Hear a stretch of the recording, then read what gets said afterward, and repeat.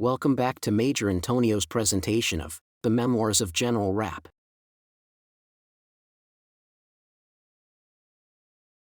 Chapter 37. Dantzic appears made by nature for a fortress, washed on the north by the Vistula, protected on the southwest by a chain of precipitous heights. It is defended on all other sides by an inundation, which is spread by means of two rivers which traverse it, the Redown and the Motlaw. Struck with the advantages of so fine a situation, Napoleon had resolved to render it impregnable. He had caused some immense works to be began. Tête-de-pont, forts, entrenched camps, were to protect it from insult and overlook the course of the river. But time had been wanting, and most of the works were either imperfect or scarcely traced out. No magazine was bomb-proof, no shelter sufficiently solid to keep the garrison in security. The casemates were uninhabitable, the quarters were in ruins, and the parapets tumbling down. The cold, still very severe, had frozen the waters, and Dantzic, the situation of which is naturally so happy and so strong, was nothing more than a place open at every point. The garrison was not in a better state. It was composed of a confused mass of soldiers of all kinds and of all nations. There were French, Germans, Poles, Africans, Spaniards, Dutch, and Italians. The greater number, worn out or diseased, had been thrown into Dantzic because they were unable to continue their march. They had hoped to find some relief there, but destitute of all medicines, of animal food and vegetables, without spirits or forage, I was obliged to send away those who were not absolutely incapable of leaving the place. Nevertheless, I had 35,000 left, out of which there were not above 8,000 or 10,000 fighting men. Even these were nearly all recruits who had neither experience nor discipline. This circumstance, indeed, did not much alarm me. I was acquainted with our soldiers. I knew that for them to fight well, they only wanted an example. I was resolved not to spare myself. Such was the deplorable state in which the place and the troops charged with defending it were found. It was necessary first to provide for the most important point, to shelter ourselves from attack. The thing was not easy. The snow covered the fortifications. It obstructed all the covert ways, all the avenues. The cold was extreme. The thermometer was more than 20 degrees below zero, and the ice was already several inches thick. Nevertheless, there was no time for hesitation. It was necessary to resolve to be carried by assault, or to submit to fresh fatigues almost as excessive as those we had experienced. I concerted with two men whose devotedness was equal to their intelligence. These were Colonel Richemont and General Camperdown. Both were attached to the engineer corps, of which the latter had the command. I gave orders to raise new works and to clear the waters of the Vistula. This undertaking appeared impracticable on account of the severity of the season.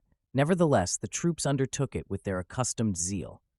Notwithstanding the cold which overwhelmed them, they never suffered a murmur or a complaint to escape them. They executed the tasks which were prescribed to them with a devotion and constancy beyond all praise. At last, after unparalleled difficulties, they surmounted every obstacle.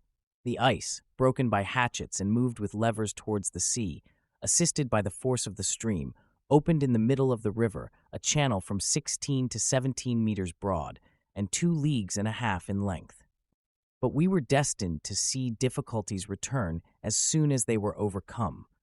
Scarcely had an unexpected success crowned our efforts, when the cold set in with redoubled severity. In one night, the Vistula, the ditches, were covered with a sheet of ice almost as thick as the one we had broken. In vain were boats moved up and down incessantly to keep up by agitation the fluidity of the water. Neither these precautions nor the rapidity of the river could preserve it. It was necessary to resume those labors which had cost us so much and which a moment had destroyed. Day and night were employed in breaking the ice. We could not nevertheless prevent its forming again a third time. But more obstinate even than the elements which combined against us, our soldiers opposed their courage to these obstacles, and at last succeeded in triumphing over them. On all the remainder of the front of the plain, the same zeal was shown, and the same difficulties occurred. The earth, frozen several feet deep, resisted the spade and braved the efforts of the pioneers. Nothing could separate this compact mass. Even the axe rebounded. It was necessary to have recourse to fire to melt it. Great piles of wood, placed at distances from each other and kept up for a long time, were the only means which enabled us to make excavations and to raise the necessary palisades.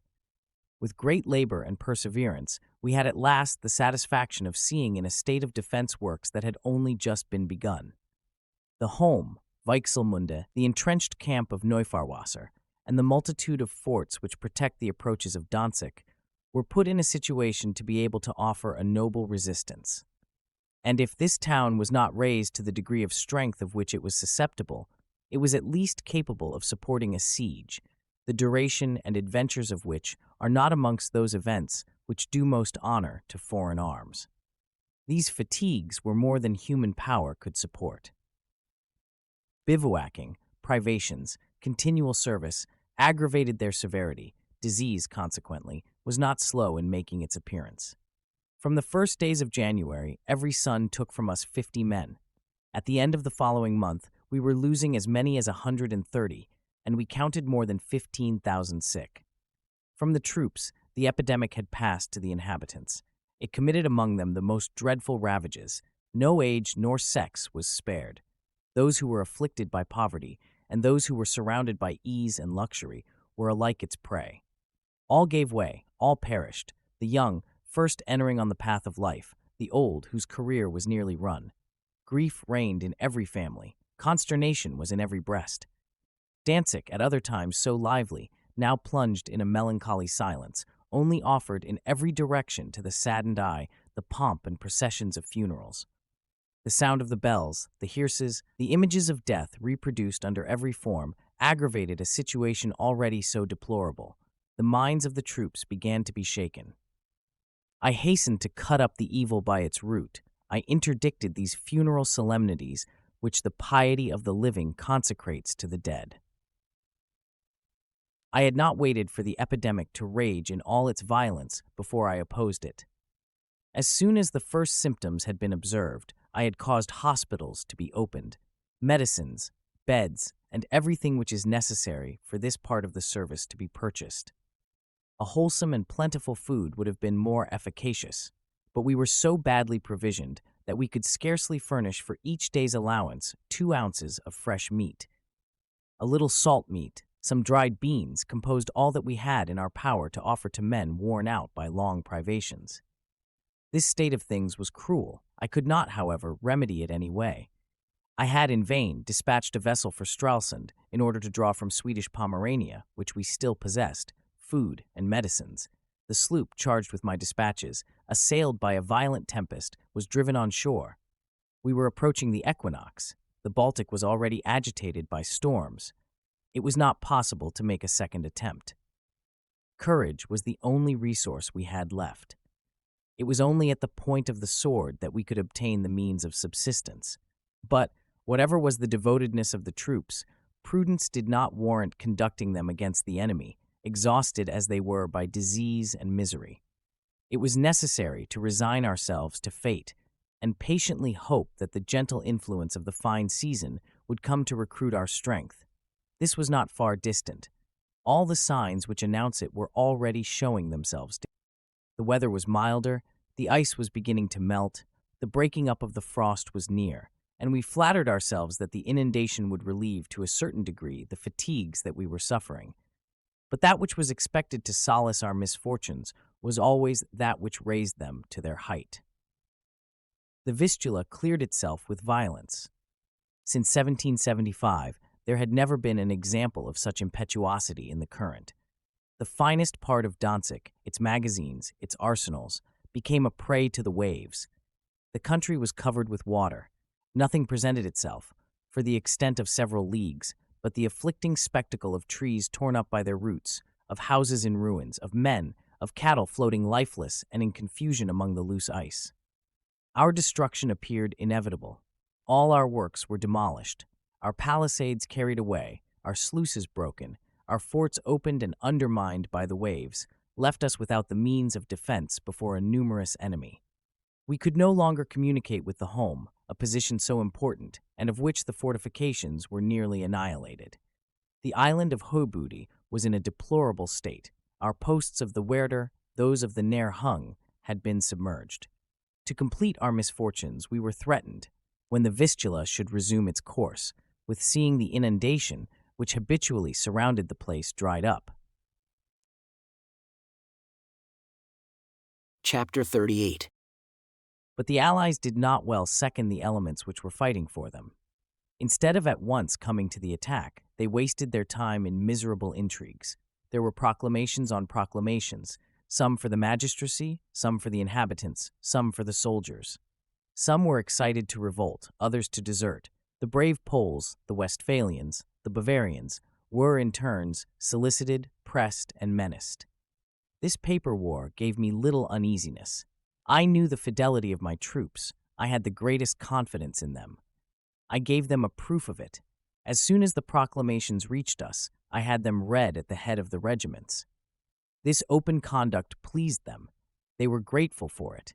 They only had the greater contempt for an enemy who seemed to hold their honor more cheap than their courage, and they themselves often brought to me these fine productions of Russian genius without having even read them.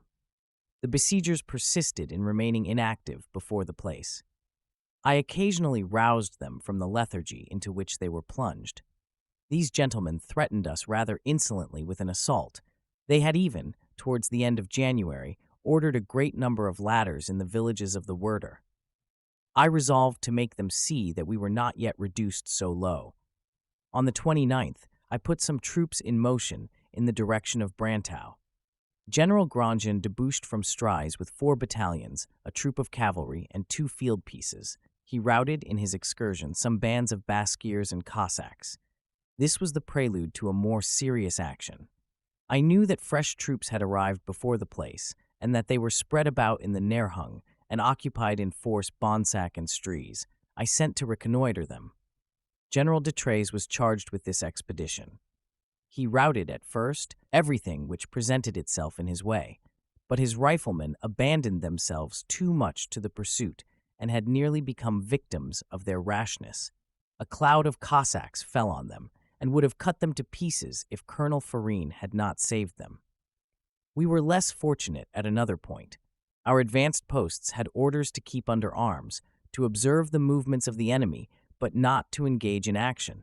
Colonel Heering, who commanded at Stolzenberg, could not contain himself. He imprudently descended into the plain and attacked the Cossacks with thoughtless impetuosity. His troops, surprised in a defile, could not withstand the shock of the cavalry and were broken. This piece of folly cost us 250 men. The enemy grew warm. This trivial success had given them confidence. Towards 3 in the afternoon, their columns presented themselves before Langfuhr and succeeded in establishing themselves there. 30 men posted in front of this village were taken prisoners. They had gone into a house and had made a long resistance. The ground was heaped with dead, but seeing no chance of relief, they were obliged to lay down their arms for want of ammunition. I immediately gave orders to retake this position. General Grandjean began to march with 8 battalions, 4 pieces of artillery, and some cavalry. The attack was completely successful. The Russians were routed and put to flight. They endeavored to return to the charge, but always broken, always overwhelmed by our cavalry, they appeared at last, decided on retreating. We were not slow in following their example. The field of battle was nearly deserted when the Neapolitans left in Langfuhr were suddenly assaulted by swarms of Cossacks, supported by a numerous infantry. General Hewson and the Commandant Sembeck came up rapidly with a Polish battalion, charged the enemy with the bayonet, and made a dreadful slaughter of them. This check calmed the petulance of the Allies. There was no more question about ladders or assaults. On my side, I left them quiet.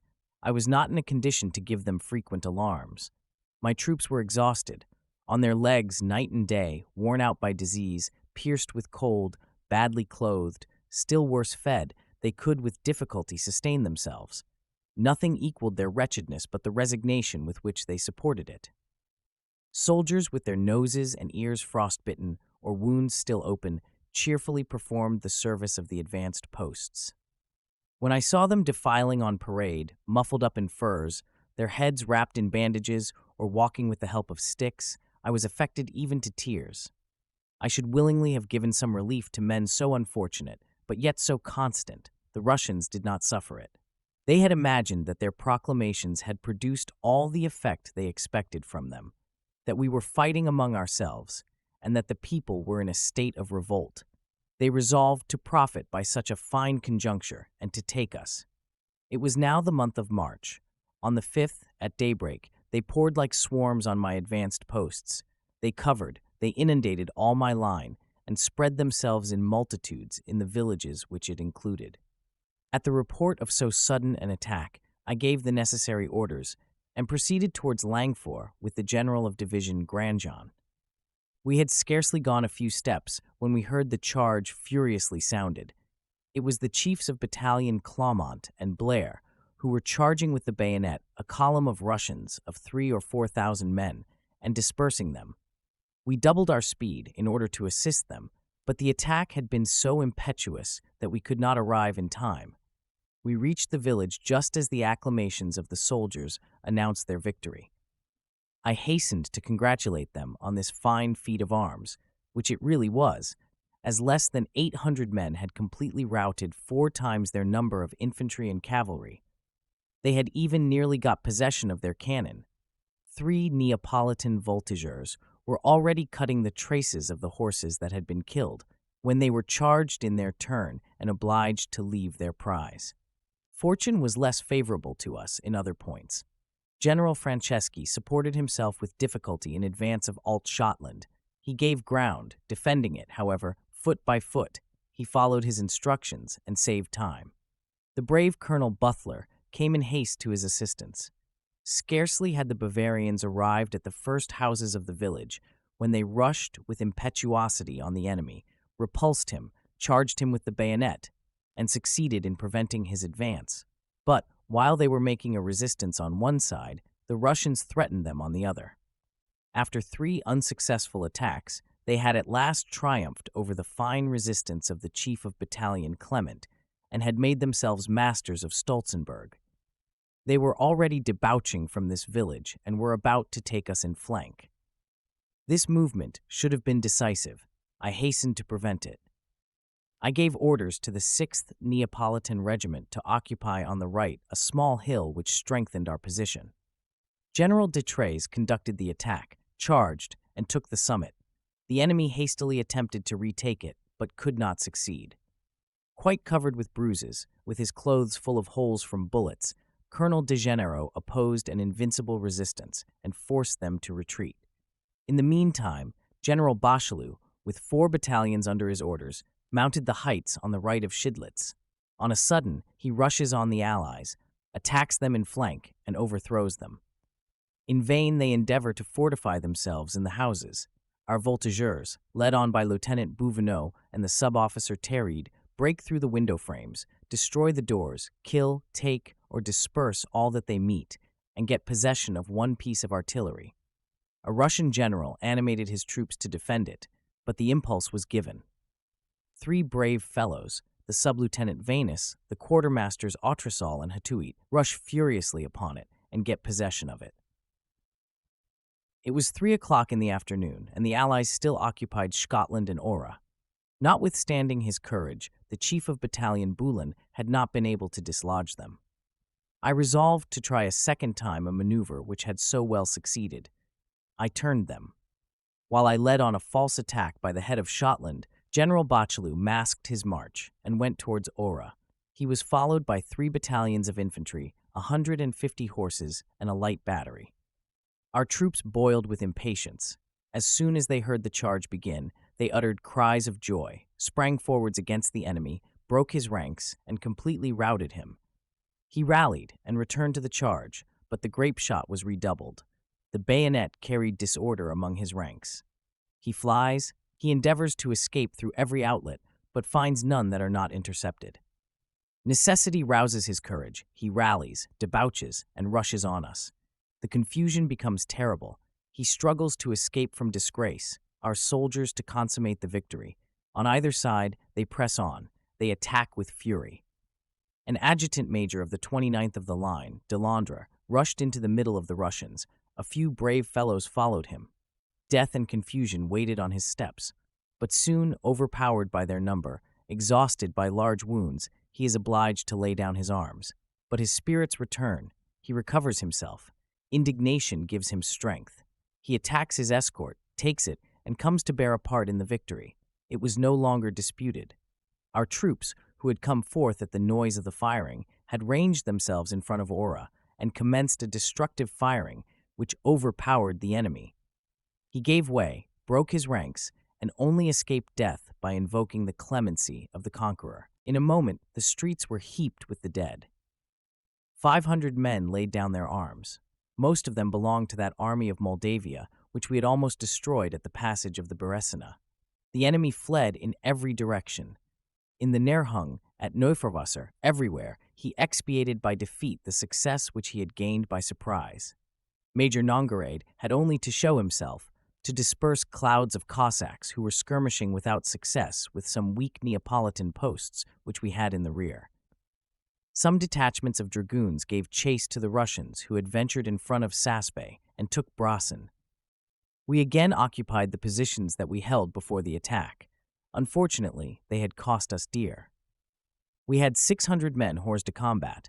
It is true that most of these soon recovered from their wounds. Of this number was Major Horadam, Colonel Deglufstein, and General de Villiers, who will be found to figure so often in this narrative. The enemy had suffered more.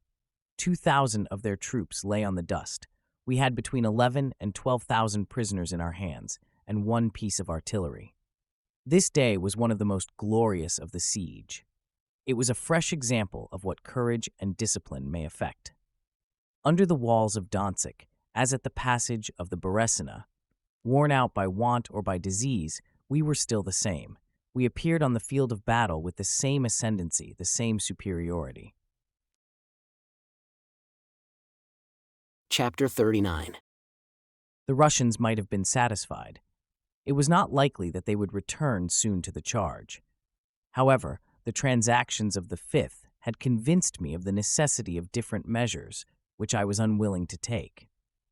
They had only succeeded in penetrating as far as the foot of Bischofsburg, where Colonel Figuier was keeping a strict lookout by the protection of an old convent of Capuchins.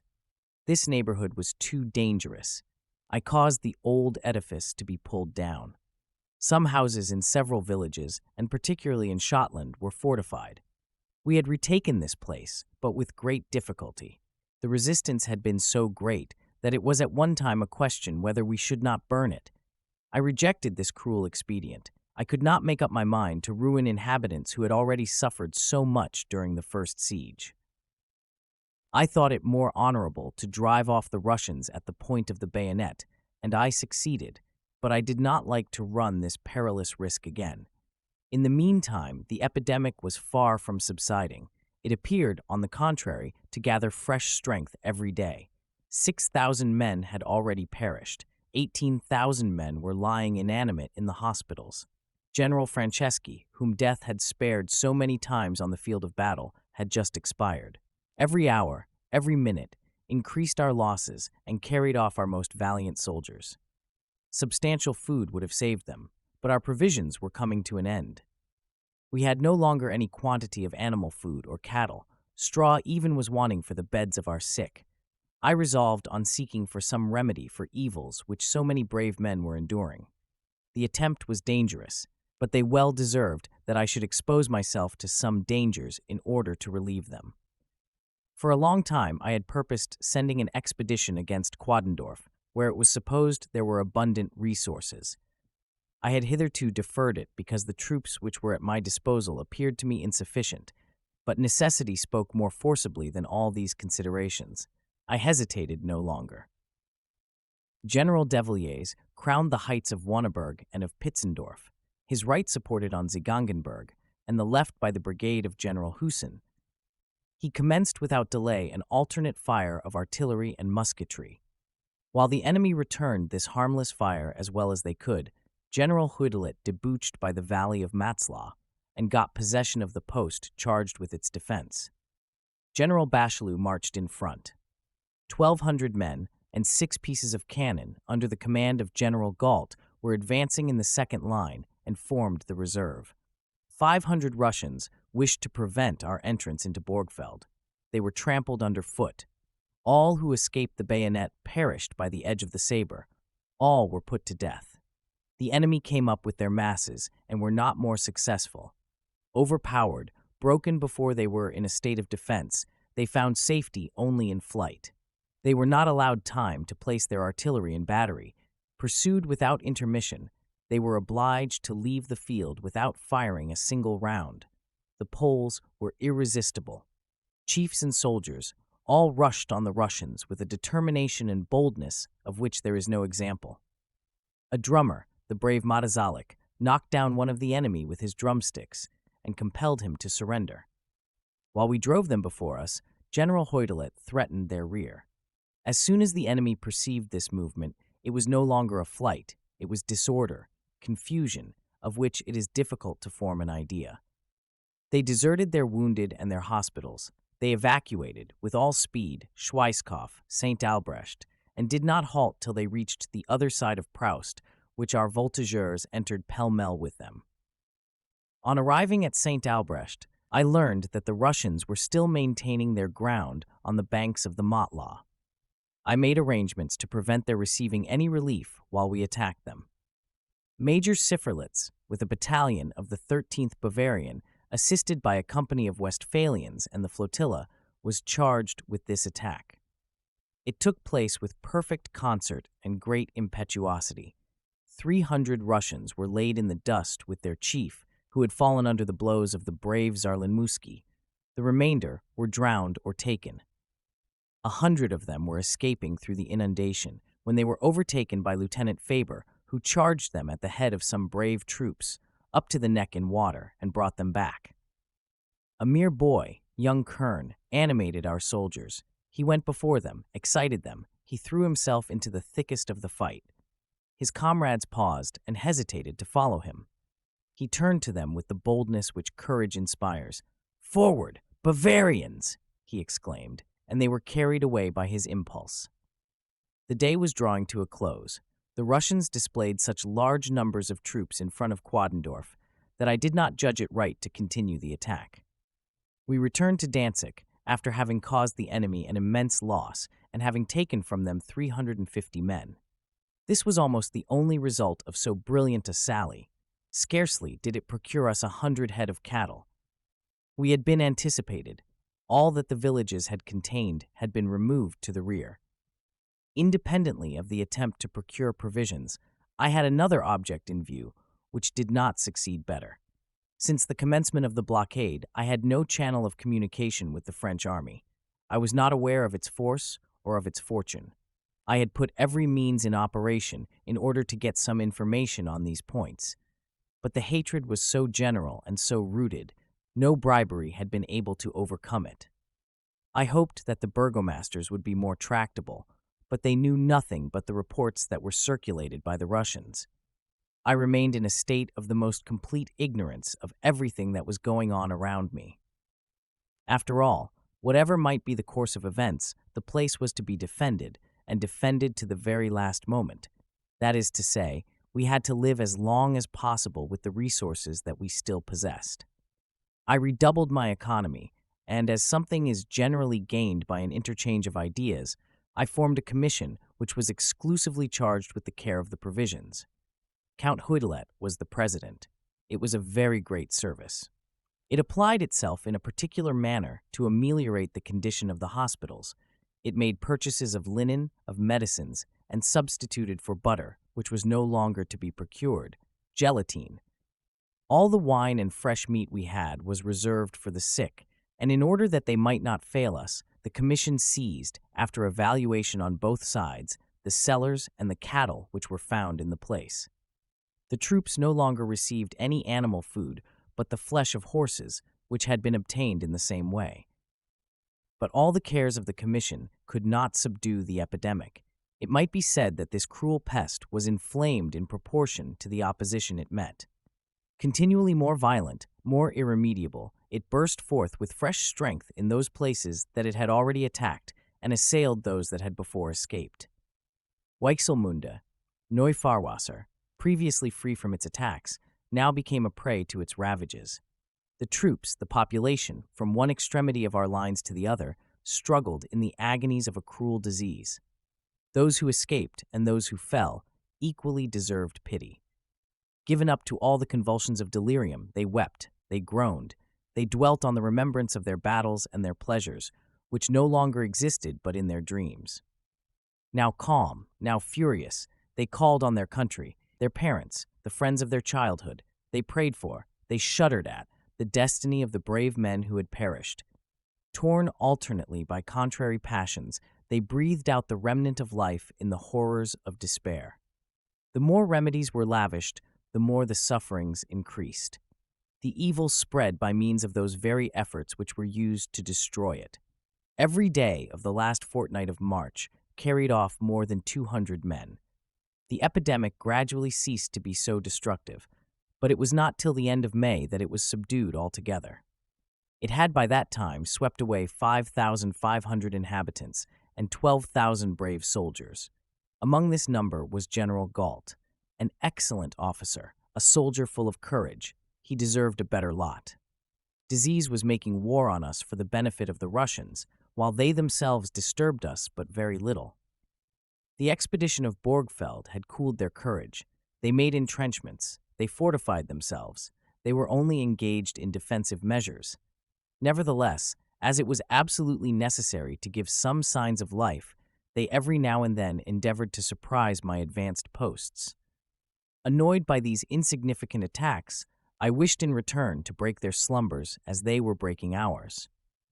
They had above Brentau a signal which furnished me with the means. Our business was to burn it. I entrusted the management of it to two officers whose intelligence and courage I had experienced. They were the chiefs of Battalion Jembek and Potocki. On a dark night, they went forth from Langfuhr and marched for a long time without being perceived. Discharges of musketry at length apprised them that they were discovered. They immediately rushed on and overthrew the enemy. Potocki advanced towards Brentau and dispersed a numerous body of infantry which opposed his passage. 40 men threw themselves into a kind of blockhouse. A voltigeur followed them and summoned them to surrender. He was killed. The Poles, quite furious, immediately inundated the redoubt and exterminated all the Russians that it contained. Whilst these things were going on in the village, Zembec made himself master of the signal.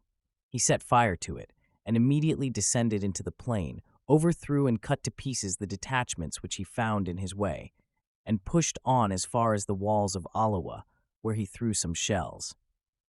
At the same time, the brave Develin, quartermaster to the 8th, swept with a dozen hussars all that part of our advanced posts. He charged with so much boldness that the Cossacks were terrified and broken. Success encouraged him. He extended himself to the right, reconnoitered, searched the wood, and did not join our troops till the moment they were retiring. Meanwhile, all the signals were on fire. The Russian army ran to arms and expected every moment to see itself attacked. It passed in this state the rest of the night and the whole of the next day. We repaid them in a mass the alarms which they had given us in detail. The political horizon became every day more cloudy. Prussia had thrown aside the mask. She made war against us by insurrection. This event could not be hidden from the soldiers. The Russians had too great an interest in informing them of it. I consequently threw no obstacle in the way of its being made known. Immediately, attempts to seduce the soldiers again began to be resorted to. The enemy thought that the confidence and attachment of our troops were shaken. The disproportion between the means of attack and defense, money, promises, everything was brought into play to engage them to desert. A bounty was offered as a recompense for shame. I was justified in offering one as a reward for fidelity. I promised a reward of 200 francs to anyone who should deliver up a man convicted of seducing our soldiers. This measure had its effect. Most of the emissaries that the besiegers had in the place were pointed out to me. According to our laws, they had incurred the pain of death, but men in general are less wicked than unfortunate. Nearly all of them were fathers of families who had yielded to necessity. I delivered them up to the derision of the soldiers. I ordered their heads to be shaved and dismissed them. This device kept them at home. I was freed from them without having recourse to executions. The garrison appeared very little disturbed by the increase which it had learned the enemy had received. Nevertheless, I wished it to judge of itself what it was still capable of. It was near Easter. The weather was mild, the sky clear. I appointed a review. It took place in the face of the army which was besieging us. At daybreak, the inhabitants, the sick even, occupied the heights of Langfuhr. They spread themselves on the glacis and avenues, and crowned all the ascents from the plain which separates Detrées from Ohra. The troops were not long before they appeared. 7,000 men, followed by a numerous artillery, all in magnificent condition, successively ranged themselves in order of battle. They maneuvered, they defiled, with unparalleled precision. The Russians, astonished at so much boldness, did not venture to trouble us. They, also ranged in order of battle, were spectators of our movements, without throwing any obstacle in the way. It would have been, however, a fine opportunity for them. Not a piece was loaded. I had particularly prohibited the use of cartridge. The bayonet alone was to punish them, if they were rash enough to give the slightest insult. This measure was, perhaps, rather a bold one, but it was necessary to exalt the courage of the soldier and to convince him of the contempt that the boasting of foreigners deserved. Chapter 40. After parading, the question was how we should subsist. This was much less easy. The enemy had rifled all the villages and had left neither forage nor cattle. No more resources were to be had unless we sought them at the distance of several leagues. I had gained experience at Borgfeld, and I acted accordingly. I had obtained exact information on the facilities and the obstacles which an expedition into the Nurhung presented. I knew the number, the position of the troops, and their complete security. I made my arrangements. 1,200 chosen men, 350 horse, a company of light artillery with 8 pieces of cannon, commanded by General Bachelu, advanced towards Hubud. The enemy, driven in, endeavored in vain to defend Bonsac. Bachelu does not give him time to recollect himself, charges him, routs him, and drives him back in confusion as far as Woldern. The enemy's principal forces occupy this village. Near 5,000 men receive him and support him, but, always carried forward by the same impetuosity, our troops come up running and prevent him from deploying. They presently commenced the attack. A part of them spread as sharpshooters over the downs and the plain, the rest remain in line and commence a destructive fire. Our artillery, our cavalry, come up and complete the defeat. It was so prompt and so decided that the artillery did not attempt to fire a single round. It escaped with all speed from the field of battle. A column of Lithuanians ventured to stem the torrent. Colonel Farine rushed on it with his dragoons and compelled it to lay down its arms. The reserve was still untouched.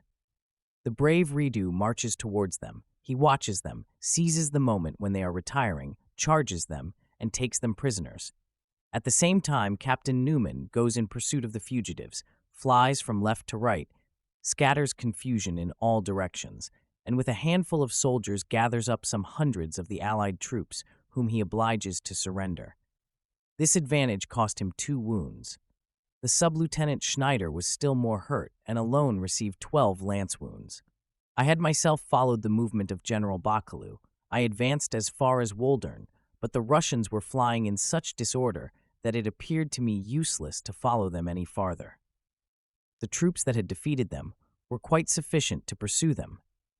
As soon as I learnt that they had driven them back more than 12 leagues, I stopped their march. They fixed their quarters and employed themselves in taking away the forage and cattle that we found in the places that we had got possession of.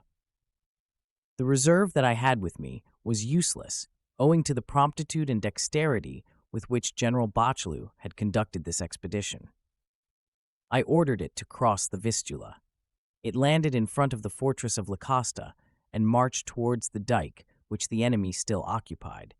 At the same time, the gunboats came up the river and commenced the attack. The Russians soon gave way and dispersed. We extended ourselves without any obstacle over the whole extent of the Werder. We remained 4 days in these different positions. General Bachelu, on the right bank of the river, rifled that part of Nurhung that he had taken, whilst with the aid of our boats we drew from the left side all the resources that we could get.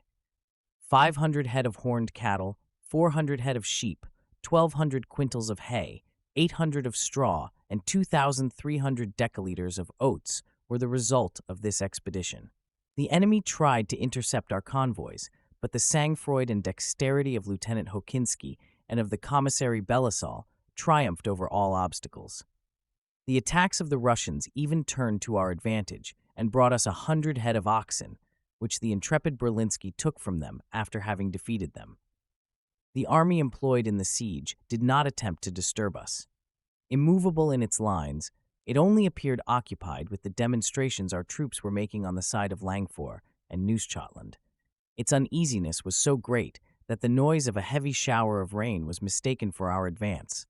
It thought itself attacked, set on fire its signals on the left, and spread alarm as far as Pitzendorf. We had revictualled our hospitals, but our own situation was not changed. 2 ounces of horseflesh and 1 ounce of salt beef still formed our daily ration. As soon as I was out of one difficulty, I fell into another. I had procured some provisions, but the military chest was exhausted. It had not been able to meet the expense of paying for the provisions we had carried off. I was obliged to issue bills payable on the raising of the blockade. Nevertheless, it was necessary to secure the pay of the soldiers, to cover the expenses of the artillery and the engineer department, without which the place would fall of itself. To what expedient, what means to have recourse in this extremity? There was but one. I was unwilling to adopt it, but everything gave way to necessity. I demanded a loan of 3 million from the inhabitants. The inhabitants of Dantzic were indignant at this measure. They complained, murmured, and threatened some commotion. The enemy became more pressing. The fleet, the land forces, all assumed a more hostile attitude. It was at this conjuncture that Baron Servian, condemned to death for decoying soldiers, accused the Senator Pigolo of being at the head of a conspiracy formed in the interest of Russia. The reputation of this magistrate was untarnished, but the charges were so detailed, so precise, and the consequences of imprudent security so serious that I ordered him to be arrested. His innocence was soon established. I had for a short time doubted the honesty of this respectable man. It was my duty to make him an acknowledgment. I made it in the way which appeared to me best fitted to calm the impression of this unpleasant adventure. The citizens had remained quiet, and the frequent skirmishes, which had appeared to me suspicious, were owing to the increase of troops which had arrived before the fortress. The Duke of Württemberg had just taken the command of it. More enterprising, more restless than General Levis, he did not allow my advance post's breathing time. If he failed in one point, he tried another. Driven back at Langfuhr, put to flight at Zgangenberg, he threw himself on Ohra. As badly received in that position as in the former ones, he did not the less return to the charge. He attacked at one time Stolzenberg, Schidlitz, and the post of the barrier. Defeated at all these points, he tried again and again was defeated. No check discouraged him. He tried a last effort. He rushed during the night on my troops, who were refreshing themselves after their fatigues, and took some houses, which he set fire to. But at the sight of the 2 battalions which ran to arms, he was alarmed and retreated. The patrols and sentinels were continually engaged. These combats, in which individual courage is put most to the test, were all to our advantage. The Cossacks did not shine at all in them. 3 of them combined for the purpose of overpowering a dragoon of the 12th, called Drooms. This brave fellow waits for them with firmness. Knocked down by a blow from a lance, he rises, seizes the end of the weapon, draws his adversary to him, and lays him dead on the spot. Heike, another dragoon of the same regiment, resisted 4 of these barbarians. Although wounded, he knocked down one, killed another, and put the rest to flight. I could cite 1,000 traits of the same kind. These continual attacks harassed my soldiers. I could not suffer them to be insulted by the Cossacks. We took arms. General Grandjean commanded the right, General Devilliers the center, and the left was under the direction of Count Heudelet. The unexpected appearance of our columns froze the enemy with dread. Their horses were grazing freely on the plain. Their infantry was at rest in the camps. They did not expect this attack. At the moment we were beginning to move, I received the authentic news of the immortal victories of Lutzen and Bautzen. I communicated it. I proclaimed it. I spread it abroad. Joy, intoxication, enthusiasm are at their height. All these sentiments are shown at once. Our troops are impatient for the fight they burn to conquer. From left to right, the cry of "forward" is re-echoed. The signal is given. Immediately the artillery is unmasked. The troops approach the enemy. The combat begins. The ground is covered with heaps of dead. Captain Preußen pours his fire upon the enemy and forces them to evacuate Schönfeld. The Polish horse artillery comes up at a gallop, places itself within half gunshot distance, and overthrows everything in its way. Major Bellancourt and the chief of battalion Detrées press on and bear down the fugitives. They disperse them as often as they rally. Defeated at the center, the enemy throws himself on our left and threatens Ohra. Major Schneider opposes a stout resistance. This excellent officer defends himself at one point while he attacks at another, and makes up by his courage for the insufficiency of the means at his disposal. Generals Brissot and Husson run to his assistance. The Russians, overpowered, cannot stem the torrent. They are put to flight and do not stop till they reach the heights behind Wanneberg. They soon change their plan and rush on our right wing, which receives them with admirable firmness.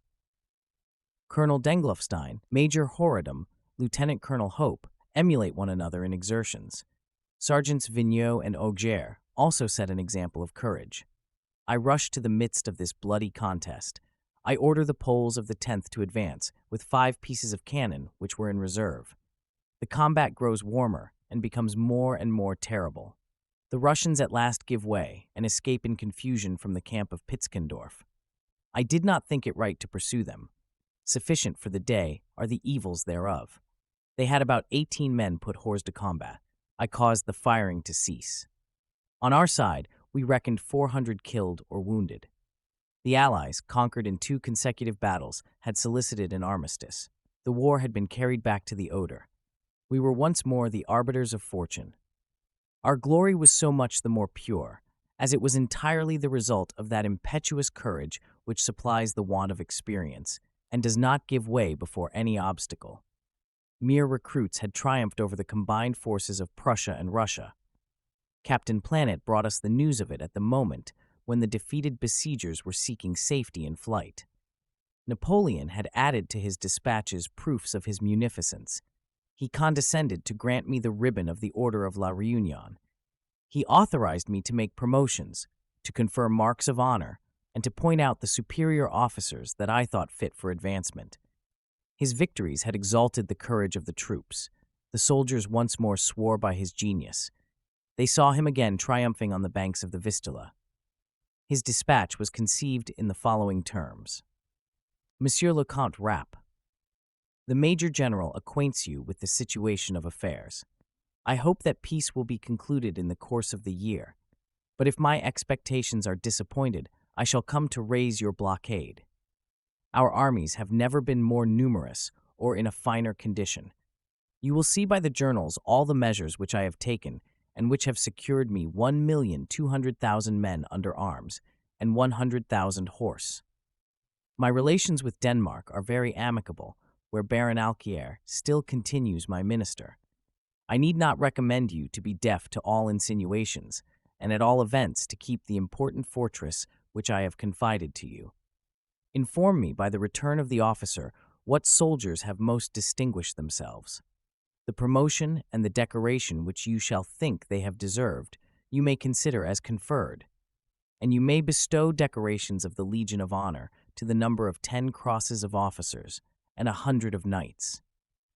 Make choice of the men that have rendered the most important services, and send me the list by return of the officer, in order that the Chancellor of the Legion of Honor may be instructed of the appointments. You may also fill up in your ranks all the vacant appointments, as far as the rank of captain inclusive. Send also an account of these promotions. On this I pray God, etc. Napoleon. Newmark, June 5th, 1813. Chapter 41. The sovereigns had fixed on the conditions of the armistice. Every fortress was to be revictualled once in 5 days, and to have a league of ground beyond its lines, but the Duke of Württemberg took on himself to elude this engagement. He contested my statement of our positions. he disputed about the limits. After several conferences, we came to a provisional arrangement, and we remitted the question to persons appointed to settle it.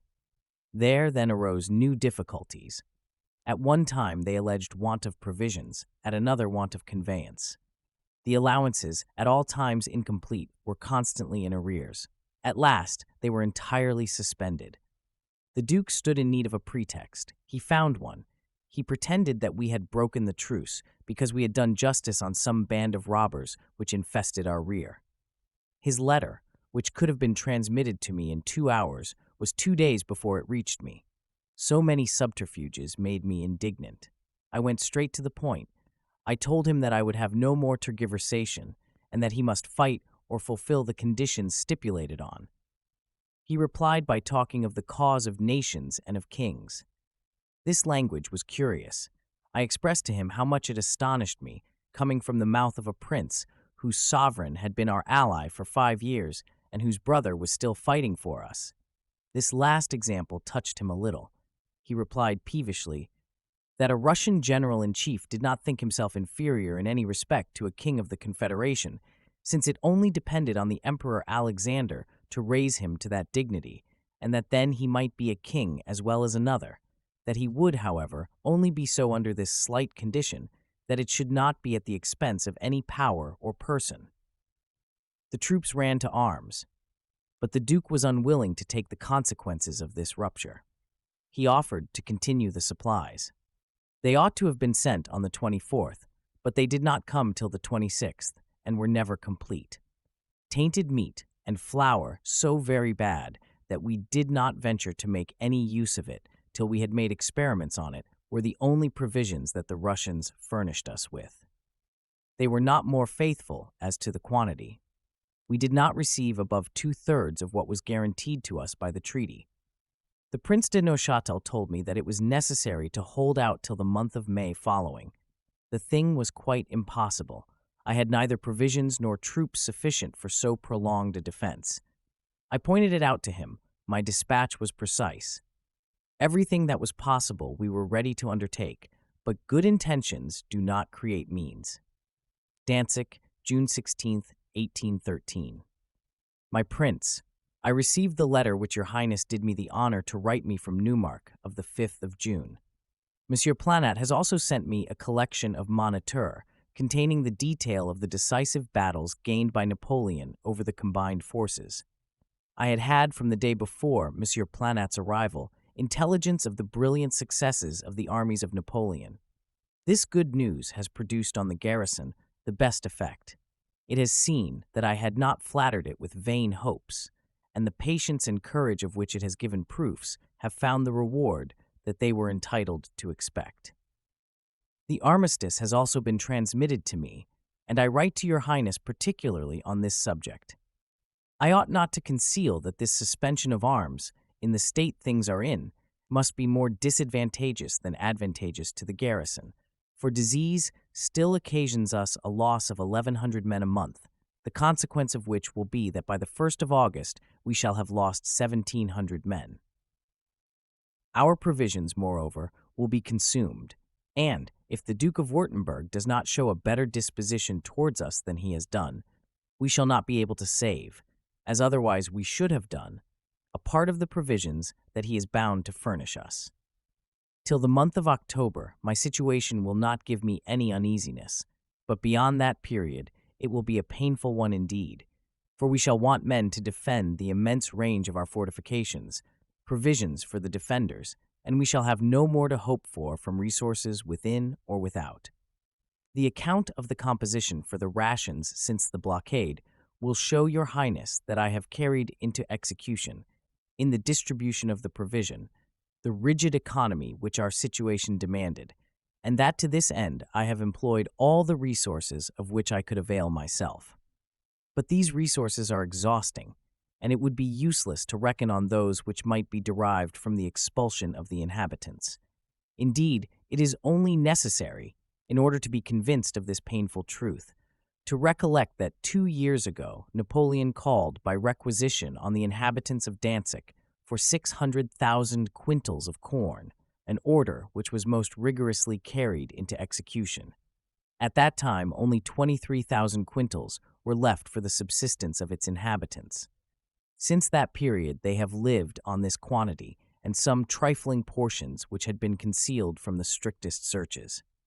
I have given above an account of the loss which disease still produces every month.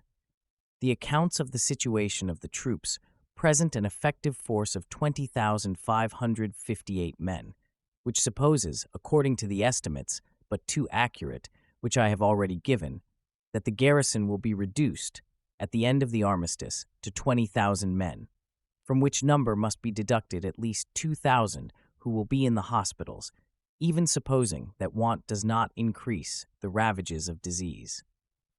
What would be our condition, then, by the month of May, when the progress of mortality, which the actual state of things supposes, will have mowed down so many of our men? It results from the calculation which we are able to make, admitting that winter diseases do not materially increase the number of deaths, and allowing for a loss of 1,000 only per month, that the sum total of the loss would be, by the 1st of May, 8,000 men, omitting altogether those who may perish in actions or who may die from the consequence of their wounds. There would only remain, then, by the month of May, an effective force of 11,000 men, of whom there will certainly be 3,000 in the hospitals. How is it possible to defend fortifications so extensive with so feeble a garrison? I have already given orders for the construction of works intended to defend the entrance of Motlaw, an extremely weak point when the rivers are frozen. I am going on besides with everything which can secure my communication, but, I repeat, men are wanting for the defenses. Your Highness must not doubt that, if it becomes necessary, I will do everything which honor and my devotion to the Emperor can suggest to maintain myself in some point or other of Dantzic. The state of the magazines will prove to your Highness that our resources are very limited. You will no doubt think that I shall manage them with all the care which the desire to make an honorable defense inspires me with. It is with this object in view that I have added to the commission for the management of provisions which the law has appointed in places in a state of siege a considerable number of members in addition to those which it requires. I have put them under the presidency of the General of the Division, Count Heudelet. This commission is instructed to lay before me all the measures which may tend to economy and to the welfare of the soldiers. It has rendered great service, and I am sorry that I did not give it at an earlier period the attributes which it now possesses. The article of finances merits very particular attention on the part of the Emperor and your Highness. All the funds which have been left at my disposal have been consumed, and I have been obliged to have recourse to a forced loan, which I imposed on all those who were still able to yield anything. This loan has been put into execution with great severity towards those who pretended not to be able to contribute to the common defense.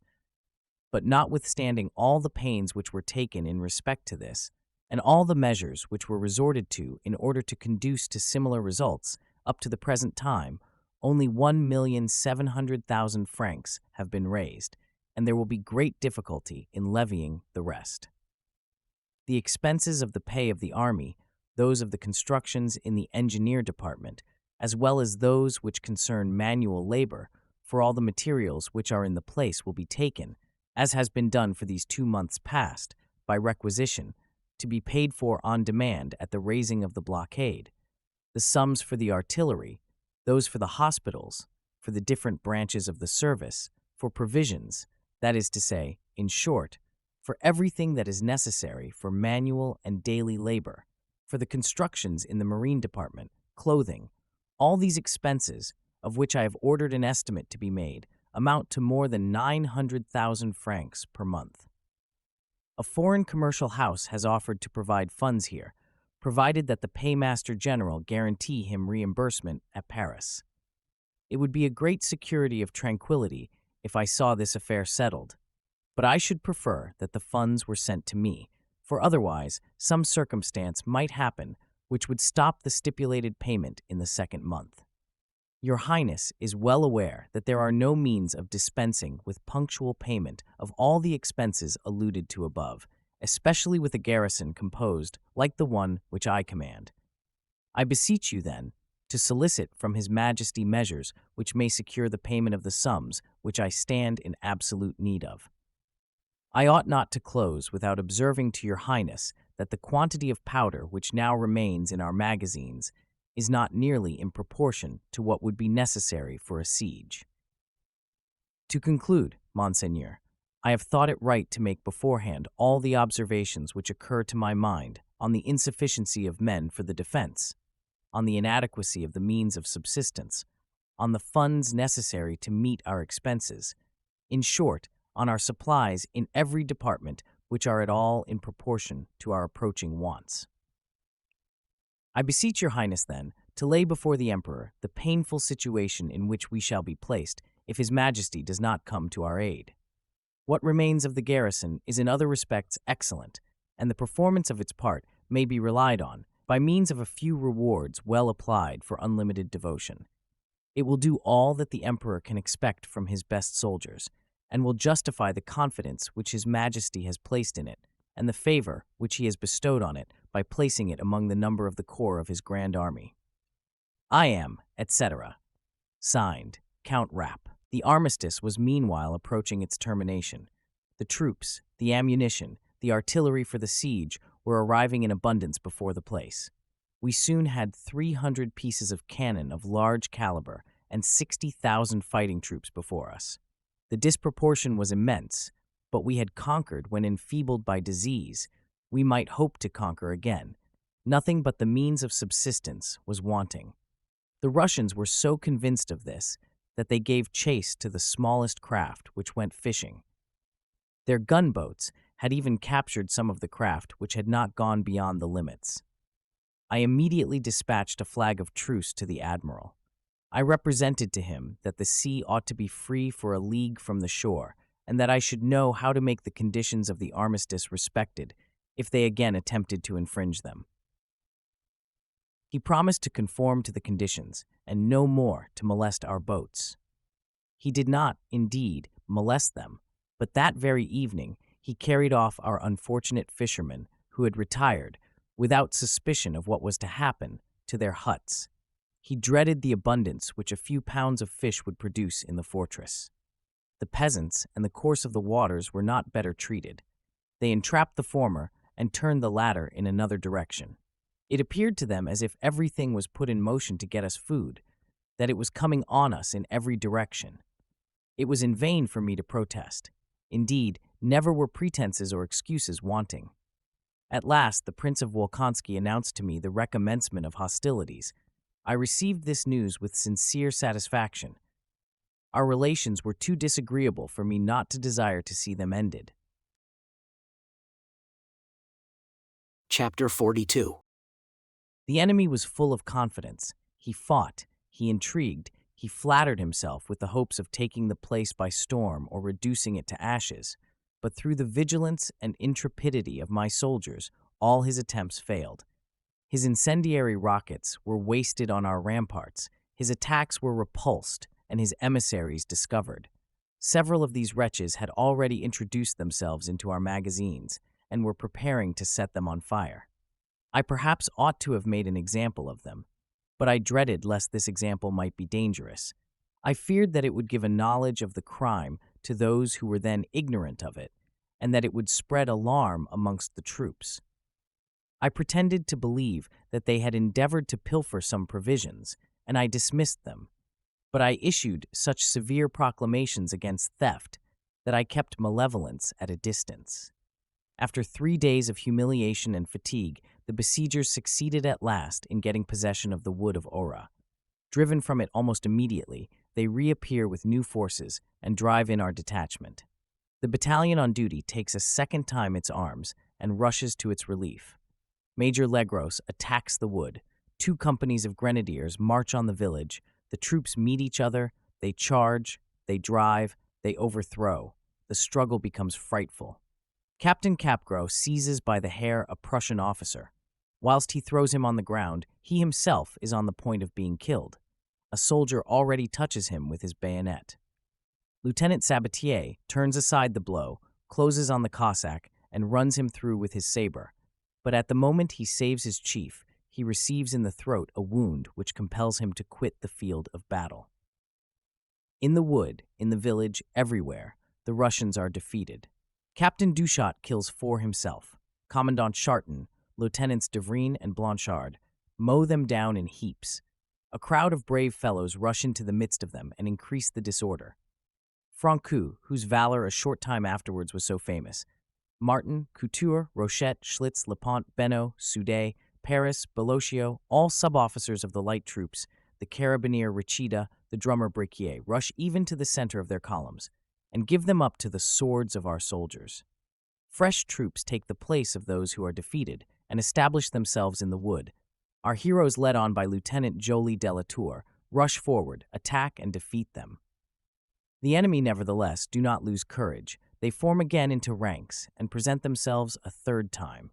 But always overcome, always cut in pieces, they at last discontinue their attacks. Early the next day, the enemy throw themselves on Stries and Heiligenbrunn and take possession of Langfuhr. Our advanced posts fall back on 2 blockhouses situated on the right and left of the village. The Russians pursue them and prepare to attack them, but the Poles fire on them with such rapidity and precision that they are forced to retreat. They return in greater force. They cover. They inundate the defiles of the Yesh Kental. They threaten Heiligenbrunn. They debouch by Stries. All my line is under fire. These maneuvers left no doubt as to their intentions. It was clear that they had serious views on Langfuhr. I determined to anticipate them and march out to meet them. I assembled my troops, the left in the village, the center in the ravines of Ziegangenberg, and the right extending as far as Ohra. 24 pieces of cannon, commanded by General Lepin, are placed in the middle between the 2 wings. They immediately commence a firing. The enemy's redoubts, his masses, his camp at Pitzkendorf, everything is plowed up by our ball. We dismount 2 of his pieces. The Poles, the Bavarians, the Westphalians, and 250 horse, commanded by General Farine, debouch at the same time. The brave Sembeck, already engaged with the Russians, was driving them from Duvelcam. As soon as our soldiers perceive this defeat, they grow warm, and they are encouraged. They rush on the redoubts at Pitzkendorf. The Allies, driven back on their works, endeavor in vain to defend themselves. Young Centurioni, at the head of his hussars, overcomes every obstacle, but falls covered with wounds. At the sight of this excellent officer, carried off at so tender an age, the thirst for vengeance kindles the courage of our men. Infantry and cavalry pour pell-mell on the redoubts. The trumpeter Bernardin, the chasseur Ollier, the quartermaster Boucher, throw themselves into the midst of the Russians. Lieutenant Tyrian, already wounded, goes straight to the officer who commands them and takes him prisoner. From that moment, it is no longer a battle. It is slaughter. It is carnage. All perish at the point of the bayonet, or only owe their lives to the mercy of the conquerors. Whilst our soldiers are giving themselves up to the fire of their courage, a cloud of Cossacks rush on them and threaten to cut them in pieces. But General Cavaignac moves up so promptly with the reserve of cavalry, the troops charge with such zeal, the commanding adjutant d'Arens, the chiefs of squadrons Bell and Zaluski, Captains Gibert, Fayot, Vallier, Pateski, and Bagatho display so much intelligence and skill that the enemy is completely routed and disperses in the most frightful confusion. The cannonade grew warmer and warmer. The Russians still occupied the Johannisberg, the ground in front of Pitzkendorf, and made a furious attack on Langfuhr.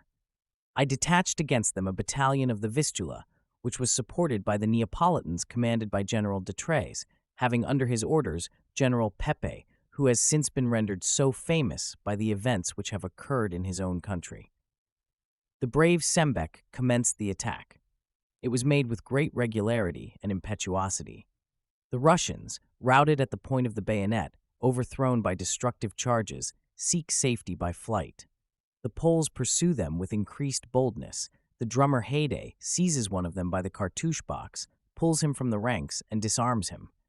Captain Fatsinski forgets that he is wounded, rushes into a house which they occupy, kills their chief, and makes 30 of them prisoners. The Neapolitans are not less impetuous. They press forward in pursuit of the fugitives, drive them on, and fire upon them. General Pepe, Colonel Le Bon, the commandants Balathier and Sourdet, captains Chivandier and Sianculi, direct and excite their courage, and give at once both precept and example. On the opposite side of the mountain, the conflict was not less obstinate or bloody. At the appointed signal, Colonel Kaminsky had marched on the Russians and had dislodged them. He drove them before him. The pursuit was hot. Reinforcements arrive. Our adversaries endeavor to stem the torrent, but the Poles pursue them with impetuosity. Rozizensky, Drabiskliski, Doks, Zaremba, Zignowicz, followed by men devoted to their leaders, rush on them and cut them in pieces. We were masters of Johannesburg. The weather was terrible. The enemy was flying at a distance. I ordered a retreat to be sounded. It was done in the most perfect order. At 6 o'clock, everything was tranquil, but the Russians were not long before they made their appearance again. They attack at the same time the Belvedere and the heights of Heiligenbrunn. They keep up a very smart firing, but they are nevertheless unable to obtain the slightest advantage. Colonel Kaminsky and Commander Sembeck display a courage and skill which disconcert them. They withdraw, but at the same time 2 battalions, supported by a numerous cavalry, march on the village of Stries. Kaminsky rushes to its defense. The Russians return immediately to the charge. They scale the heights, they attack the Belvedere, push on, and press their attacks. All their attempts fail against the excellent arrangements of Major Desker and the valor of the chiefs of battalion Joman and Robieski. This was not the first diversion they had tried. They had already driven in our advanced posts from Schidlitz to Ohra. Major Schneider, attacked in front and flank, only maintained this suburb by courage. He perceived a numerous column which imprudently entered the great Broad Street. He charged it, poured a shower of grape shot on it, and destroyed it. General Husson came up with the reserve. We resumed the offensive. In an instant, the wood and the village are taken, and the Russians thrown into dreadful confusion. The chief of battalion, Boulanger, disarmed 8 of them. A sergeant who had been wounded by a musket ball, the brave Vestel, disarmed 3. The sub-officer Cornu rescued one of our men and took his escort prisoners. I was once more master of the Johannesburg and of Langfuhr, but this success could not be durable. It was evident that the Russians, continually returning to the charge with fresh troops, must in the end succeed.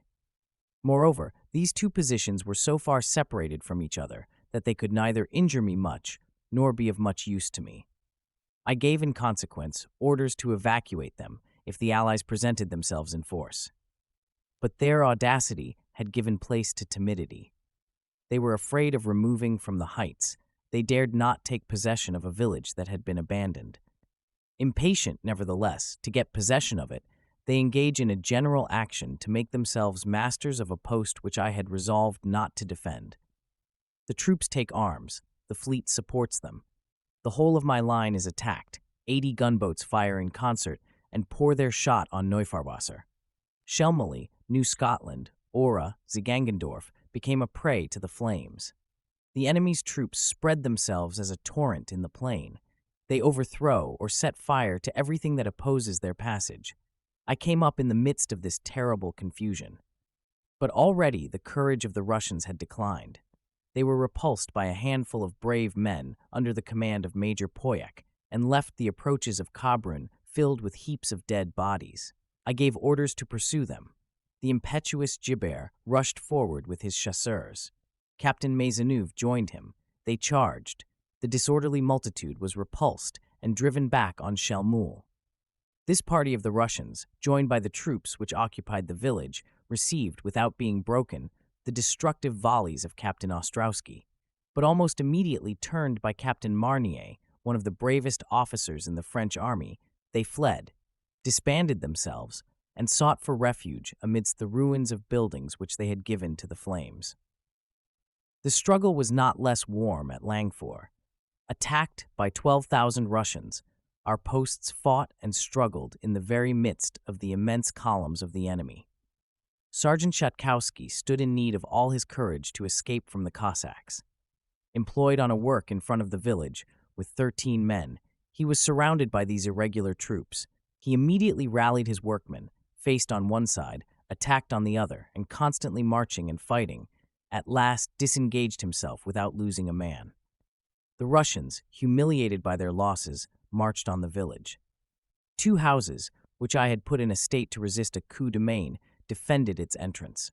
Our adversaries attacked them in flank, pressed on, and attempted an escalade, but a destructive fire threw them into confusion and compelled them to retreat. To increase their misfortunes, the Neapolitans appear and attack them. Colonels Laban and De Janeiro pressed on, broke through the cavalry, and penetrated into Langfuhr. The cavalry returned to the charge with greater numbers and audacity. It took advantage of impediments, seized the right moment, and charged our battalions as they were scattered up and down the streets. A bloody conflict ensued. The brave Pagliazzi fell, pierced with 10 lance wounds. Captains Nicola, Angeli, De Janeiro are covered with wounds and are compelled to leave the field of battle. In vain the intrepid Grimaldi, in vain Lieutenants Amato, Legendre, Huber, Puza, Gomez, and Zanetti endeavored to stem the torrent. Numbers prevailed. We were compelled to retreat. A few brave fellows, engaged too far in front, were unable to follow and were cut off. But far from giving way to despair, their courage increased at the sight of danger. They rallied round the Adjutant Major Odiardi. They advance, they turn, they retrograde, and at last reach the fortified houses. Already were they attacked for the second time. The Allies, enraged at the resistance, threw themselves on the palisados, tore them from the ground, and appeared about to triumph over all these obstacles. But, laid in the dust as soon as they were open to our fire, they soon despaired of success. Unable to take the houses, they set fire to them. Our brave fellows are not disconcerted. Some continued the firing, others subdued the flames, and the enemy is not advanced farther than before. A thick smoke hid from our view the 2 houses. I was still ignorant whether our troops occupied them, or whether the Allies had made themselves masters of them. Reports announced the latter. I resolved, nevertheless, to make an attempt to know, but the balls, fired from off the houses, were falling on us in showers. I concluded that they were lost. One circumstance in particular rendered it probable. The firing had ceased, while the flames were still raging. I was unwilling, however, to believe that they had been given up. I ordered a fresh reconnaissance. The neighborhood of these 2 posts was heaped with dead bodies, clad in white capotes. Deceived by the color of the dress, the officers whom I had sent were persuaded that the Bavarians had perished. All asserted it. All were convinced of it. The loss of such brave men was melancholy, and deserved not to be admitted on appearances. I charged one of my aides-de-camp, Captain Marnier, to ascertain the real state of the case. This mission could not be disagreeable to him. He had, at the Battle of Uclis, summoned a Spanish division to lay down its arms, and had taken it. The spears of the Cossacks would not stop him. At daybreak he set out from Kabrun with 8 men who requested to follow him. He proceeded, running, to the house on the right. Immediately the barriers were opened. The detachment joined him and made its retreat, in spite of the Russians who rushed forward to intercept it. That on the left still remained, but the greatest difficulty was overcome. I was certain that it still existed. I issued orders that it should be relieved. A battalion advanced. No sooner was it perceived by these admirable soldiers than they placed their wounded in the midst of it and rushed forth on the Allies. Several received wounds. The brave Dalwick was struck by a ball, which shattered his left shoulder, but he continued to fight with ardor. The contest became more and more bloody. The Bavarians, inflamed with the noble desire to save their countrymen, and animated by the example of 2 intrepid officers, Adjutant Major Seiferlitz and Lieutenant Muck, threw themselves precipitately on the enemy, broke through them, and at last brought off in safety this handful of devoted soldiers. They made a kind of triumphal entry. Everyone was anxious to see them and to congratulate them. All spoke of their constancy and boasted of their resignation. Alone, abandoned to their own resources, without provisions, without ammunition, parched with thirst, suffocated by the smoke, they had braved the threats, repulsed the summons, and rejected with disdain the insinuations of the enemy. Captain Farabek, in particular, was loaded with encomiums. His sang-froid was admired, his courage extolled. His firmness and his prudence were the subject and the theme of everyone's conversation. It was natural that I should testify to these brave fellows how much I was satisfied with them. I inserted in the order of the day the perils that they had faced, the risks they had run, and I lodged the wounded in my own hotel. Every day, I visited them. Every day, I made myself acquainted with their situation and assured myself that their wants were supplied. An officer, who was in my confidence, Monsieur Romeru, was moreover instructed to lavish on them the cares and the consolation which I was not able to give them myself. As soon as the enemy was master of Langfuhr, he began to labor. Works upon works were constructed. His exertions were unremitted. His design was to narrow my position more and more, and ultimately to compel me to shut myself up in the fortress. This plan was admirable. The only question was how to execute it. This was a more difficult affair. I had covered the fronts of Oliva and Hagelsberg by a formidable entrenched camp. 9 works composed it. The lunette of Istria occupied the culminating point of the heights, which command the fort and defile of Hagelsberg. It was flanked by the batteries Kürgjur and Caulaincourt. A selection was afterwards made among the hillocks situated between these works and the road of Langfuhr, of those which were most advantageously situated, and they were fortified. The following was the arrangement of these redoubts. Going on the right from Caulaincourt, the redoubt Romuff, the battery Grabowski, the redoubt Deroy, the battery Montbrun. In fine, to complete this line of fortifications and to extend it as far as the Vistula, 2 batteries more were established, the one called Pfitzer, across the road of Langfuhr.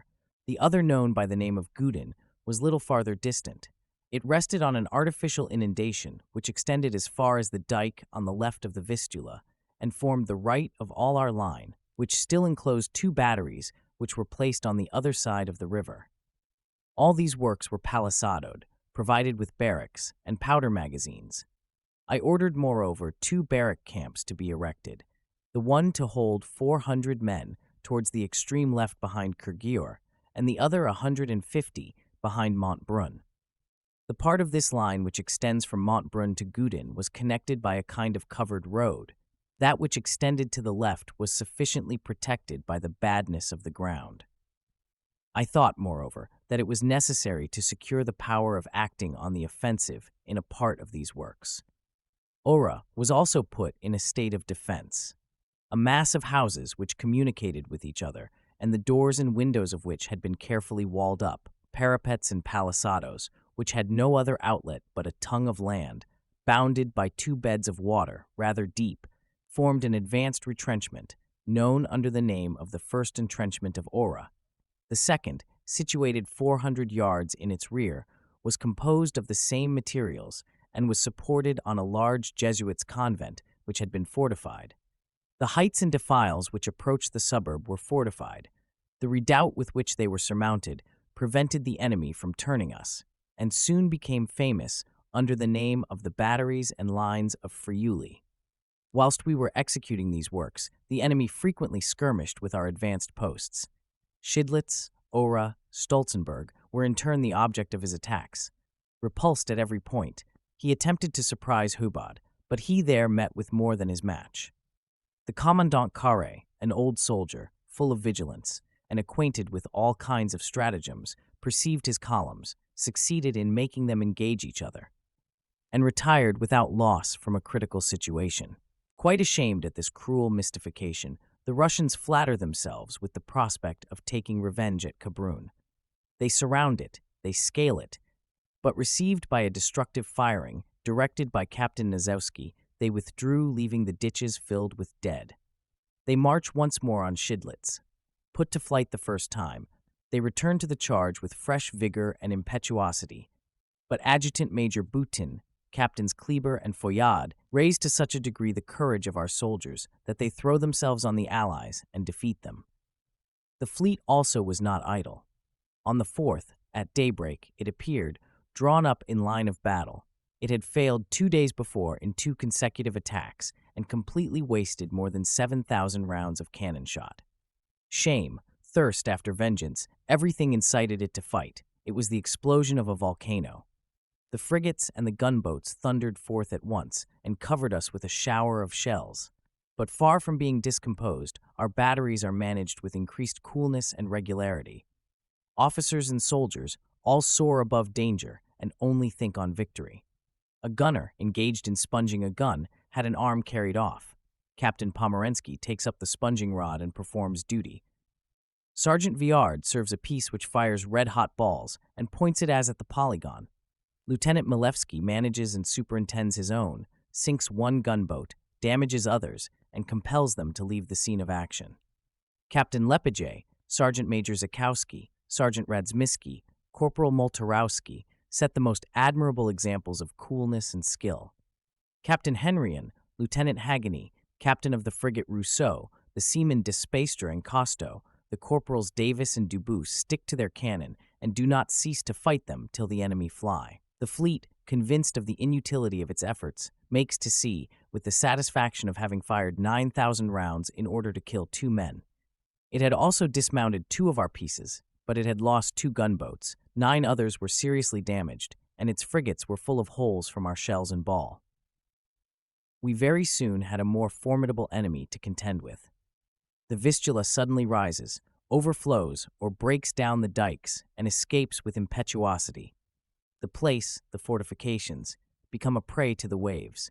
The bridges are carried away, the sluices destroyed, and the banks broken up. The waters, now without impediment, rush into the ditches and undermine the bastions. Those of Boron and Braun Ross were in ruins, and it was to be feared that, when the Vistula should return to its natural bed, the inundation could not be kept up. But the engineer department was not negligent in this critical juncture. They succeeded in re-establishing the breaches by means of great dexterity and perseverance, and when the water subsided, the inundation kept up by the branches which run through the Werder scarcely experienced any change of level. The turn of the Russians had now arrived. They had profited by the embarrassment which the swelling of the waters caused us. They had raised battery on battery, and on the 15th of November they unmasked a score lined with guns of the largest caliber. The fleet also came up to try its powers against our forts. Masses of infantry were ready to give the assault as soon as the palisadoes should be destroyed. 3 bomb vessels and 40 gunboats pour in a dreadful fire upon Neuferwasser. Danger, far from dejecting, only animates our soldiers. They swear they will conquer. They swear they will punish the assailants. The troops of the line keep close to the cannon. The artillery points them. As at a review, they damage and dismast a crowd of gunboats. Of a sudden, a terrible explosion is heard. A ball had pierced the St. Barbe. The sloop disappeared. The same explosion was repeated. We congratulate and encourage each other. We are eager to imitate the heroes who fire with such admirable precision. 3 vessels become nearly at the same time a prey to the flames, and the first line of ships retires all covered with wreck. The second takes its place, without being more successful, and the divisions thus succeed each other every 3 hours without slackening the fire. At last, disheartened by the obstacles which were opposed to it, by the courage of our soldiers, the excellent arrangements of Colonel Rousselot, and the vigilance of Major Francois, the fleet retires to repair its losses. 12 hours fighting and 20,000 discharges of cannon had no other result than the killing and wounding of half a dozen of our men and the damaging of 3 of our gun carriages. This was the last attempt. A few months earlier, it would have been infallible, but in war, the very moment should be seized. The troops were more successful. They attacked our posts in advance of Ohra and got possession of that of the Étoile on the heights at the right of the village. Major Legros does not allow them time to establish themselves. 4 chosen companies, under the command of Captains Vallard and Aubry, march without delay to the point of attack. They take the Russians by surprise and cut them in pieces. In vain do they appear with fresh troops. Repulsed, put to flight, they disperse, though without losing courage. They make a fresh attempt, but met by a destructive discharge of musketry. They disband and fall under the fire of 2 companies placed in the village of Stadtgebiet, which annihilate them. This concludes today's reading of the Memoirs of General Rapp, presented by Major Intonio. Join us also next week for the subsequent chapters, or download the entire audiobook from our webshop at intonio.net. Thank you for listening, and so long.